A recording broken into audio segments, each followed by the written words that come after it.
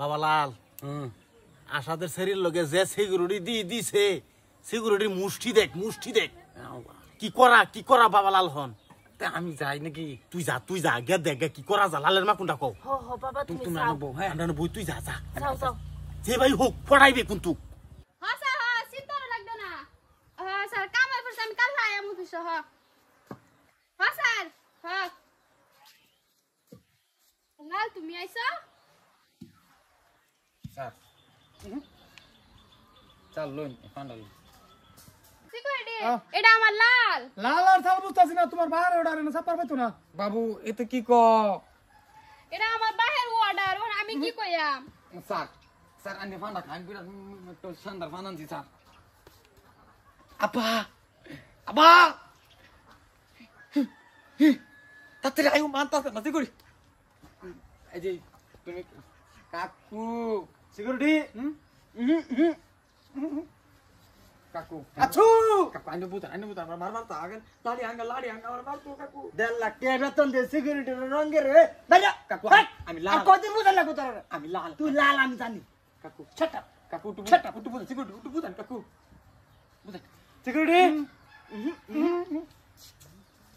কাকু আমি উঠু বুঝা কাকু উঠু বুঝা আছু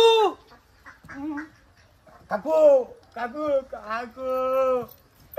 বিয়াই কেটা আব্বা হিম্মেদা বাজান লাল এনো কেরা তুমি সিকিউরিটি কো আমি লালের বাপ মানে আমার বেওয়াই সিকিউরিটি কো কামটা কিন্তু বিরাট খারাপ হইতাছে ব্যবহার না কিছু করার নাই ওখানে সিকিউরিটি কো হ্যাঁ স্যার চিন্তা করুন না বেয়াই আনি কি ভুলে গেছুন আই নেই ঘুরতা আইন আমার স্যারের পাশে ভুলে আমার লালের বাসায় কিন্তু কানে সেরিলে ঘুরছিলেন বিয়াই মনে আছে এটা আমার লালের বাপ বলছি না আমি মনে আছে